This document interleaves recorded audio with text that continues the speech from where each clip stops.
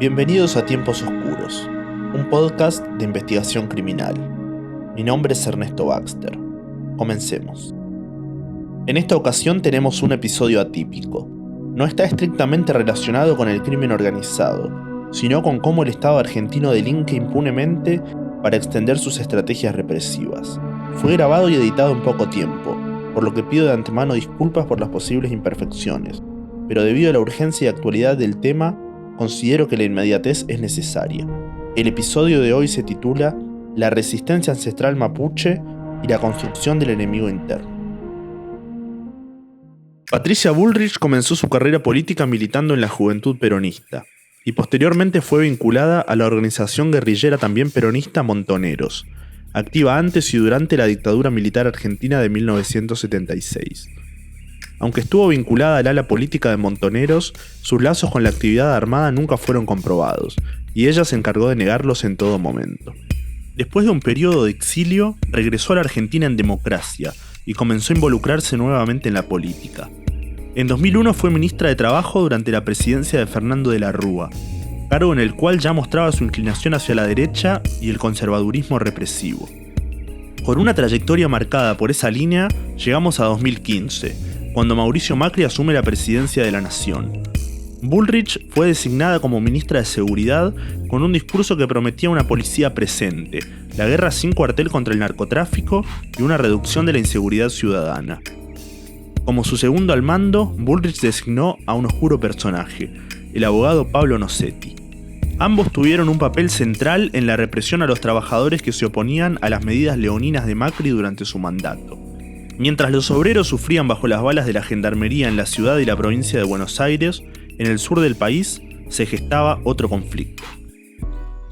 Históricamente ha habido conflictos de tierras en la Patagonia argentina, pero estos se recrudecieron a mediados de la segunda década del 2000. Las organizaciones mapuches reclamaban las tierras que en el pasado les habían sido arrebatadas, y que actualmente estaban ocupadas por terratenientes europeos, con estrechas relaciones con el Estado argentino. Mauricio Macri veía con temor las protestas cada vez más numerosas del pueblo mapuche, que amenazaban los intereses de sus socios históricos. Sin embargo, su gobierno estaba siendo observado a nivel internacional por las constantes represiones a los trabajadores, por lo que no podía desplegar toda su maquinaria represiva en el sur del país con la impunidad que deseaba.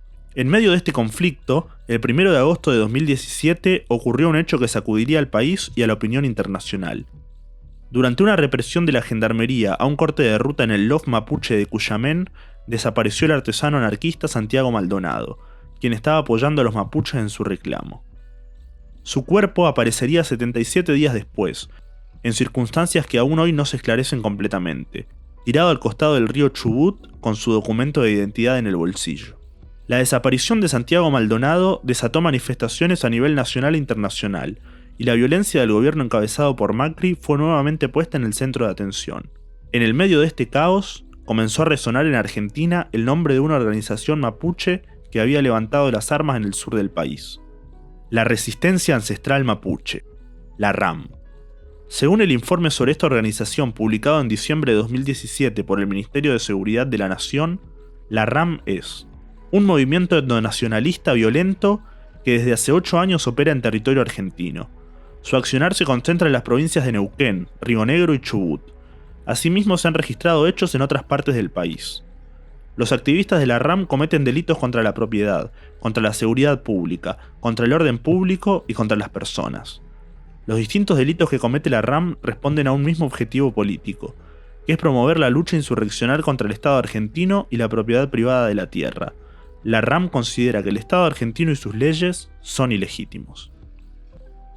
Esta organización, nacida a partir de la chilena coordinadora Arauco Malleco, CAM, fundada en 1998, era precisamente lo que el gobierno necesitaba: un enemigo interno, una organización terrorista beligerante con el Estado que justificara toda la represión de Bullrich en el sur del país. El montaje de este enemigo interno fue elaborado en estrecha colaboración con los servicios de inteligencia chilenos, más específicamente con la Unidad de Inteligencia Operativa Especial, creada especialmente para investigar y neutralizar a las organizaciones rebeldes mapuches en la Araucanía.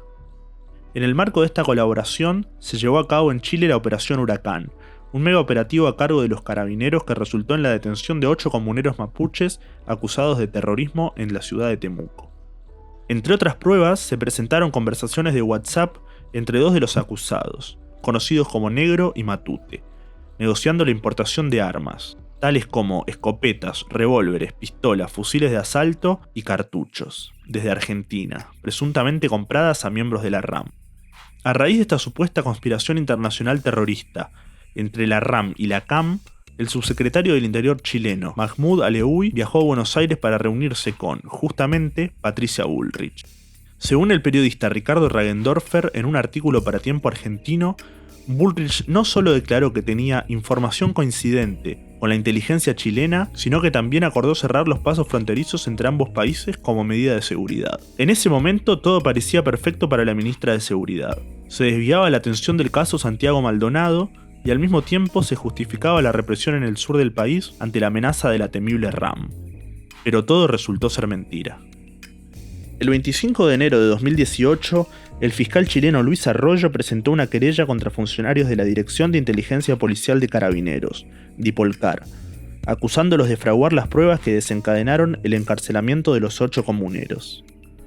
Esto dio inicio a una investigación por manipulación de pruebas. El resultado de esta investigación fue la acusación de asociación ilícita contra los carabineros Patricio Marín, Leonardo Oces y Gonzalo Blue, así como el creador de los softwares utilizados para interceptar y manipular los mensajes. Los 8 comuneros fueron liberados. La Operación Huracán es un claro ejemplo de operación de falsa bandera, un hecho provocado por un gobierno o servicio de inteligencia bajo el nombre de otra organización, generalmente terrorista, con el objetivo de justificar el accionar del gobierno en cuestión, persiguiendo sus propios intereses. En 2023, Javier Milei asumió la presidencia de la nación, y nuevamente designó a Patricia Bullrich como ministra de Seguridad, quien introdujo una versión aún más radical de sus métodos represivos. En la actualidad, la RAM sigue siendo acusada de diversos atentados contra la propiedad privada en el sur de Argentina, aunque su existencia misma está en duda. Bullrich incluso se ha mostrado dubitativa cuando en 2017 se le preguntó por la organización, argumentando que la RAM es un denominador común para grupos mapuches violentos, y que estos grupos recibirían apoyo logístico y financiamiento de organizaciones como la FARC en Colombia, grupos extremistas kurdos en Turquía o la agrupación terrorista ETA. El comodín del gobierno en cuanto a la RAM sigue siendo un personaje controvertido. El supuesto líder de la organización, Facundo Jones Wala, quien ha sido acusado de diversos crímenes contra la propiedad y detenido en Argentina y Chile en varias ocasiones desde 2014. Jones Wala es la única persona que ha admitido públicamente haber pertenecido en algún momento a la RAM. En la actualidad, en medio de la terrible crisis de incendios que asolan la localidad del Bolsón en la Patagonia Argentina, el gobierno de Javier Milei ha vuelto a señalar a la fantasmal RAM, de la que recordemos, Jones Wala es el único miembro conocido, y la ha declarado como organización terrorista en el registro público de personas y entidades vinculadas a actos de terrorismo y su financiamiento, donde comparte el dudoso honor con organizaciones como Hezbollah o el Estado Islámico. Las organizaciones mapuches niegan cualquier vínculo con los incendios, mientras que las fuerzas de seguridad de Bullrich continúan reprimiendo cualquier manifestación vinculada a los pueblos originarios en la Patagonia, con una dinámica establecida. Detener a los líderes de las comunas, con frecuencia utilizando una violencia desmedida. Secuestrarles armas, que suelen ser herramientas de labranza, o en el mejor de los casos, rifles de caza. Encarcelarlos y liberarlos a los pocos días bajo la presión popular.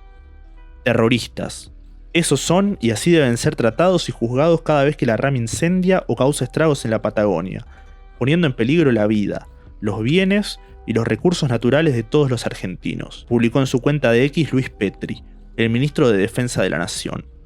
A su vez, el intendente del Bolsón, la ciudad más afectada por los incendios, declaró en una entrevista con la periodista Soledad Maradona: "Acá hay terrorismo, hay organización detrás de todo esto". Mientras tanto, la Patagonia arde, el gobierno no actúa, los grupos parapoliciales del empresariado persiguen y agreden a los activistas que intentan apagar los incendios, y Patricia Bullrich continúa obsesionada con su cruzada contra el temido grupo terrorista invisible, la RAM. Muchas gracias por quedarte hasta el final de este episodio.